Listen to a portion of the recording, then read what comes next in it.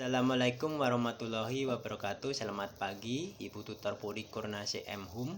Perkenalkan, nama saya Samuri dari Prodi Ilmu Komunikasi. Dalam tugas 1 ini, saya ingin menjelaskan soal yang Ibu tugaskan. Untuk soal pertama, term pada hakikatnya terbagi menjadi banyak. Sebutkan 3 macam term tersebut, sertakan juga contohnya. Untuk soal kedua, jelaskan dan berikan contoh bentuk sesat pikir atau logical fallacy dan bagaimana agar terhindar dari logical fallacy tersebut. Untuk jawaban, mohon izin menjawab. Untuk soal yang pertama, term merupakan ungkapan fisis dari sebuah pengertian. Term adalah bagian dari suatu kalimat yang berfungsi sebagai subjek atau predikat. Term terbagi menjadi gabungan dari sejumlah kata atau kalimat yang terdiri subjek, predikat, dan kata penghubung. Term terjadi menjadi banyak jenis, diantaranya ada 3, yaitu yang pertama term singular, term partikular, dan term universal.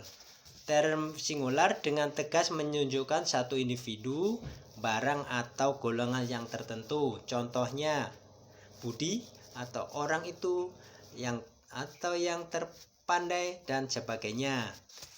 Untuk term partikular menunjukkan hanya sebagian saja dari seluas-luasnya, menunjukkan lebih dari satu tapi tidak semua bawahannya. Contohnya beberapa orang, kebanyakan orang, dan sebagainya.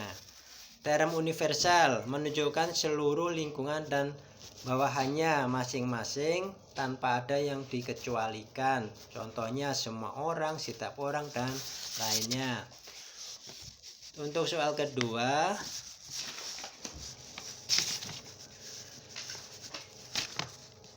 jelaskan dan berikan contoh sebuah sesuatu sesat pikir logical fallacy, bagaimana agar terhindar dari dan logical fallacy-nya.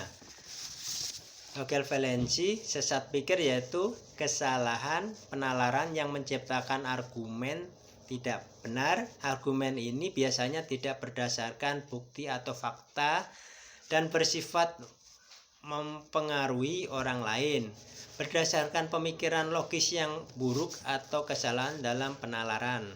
Bisa dikatakan sesat pikir dalam penalaran yang membuat sesuatu argumen tidak benar atau masuk akal. Untuk cara menghindari logical fallacy atau sesat pikir ini, yaitu yang pertama, mempelajari dari logical fallacy agar terlepas darinya. Untuk yang kedua, membuat catatan atau poin sebelum menyampaikan argumen untuk melihat apakah argumen yang disampaikan sudah runtut.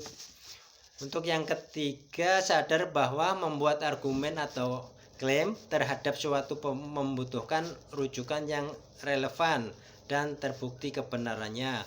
Mungkin itu saja yang saya bisa jawab, yang saya sampaikan. Terima kasih. Assalamualaikum warahmatullahi wabarakatuh.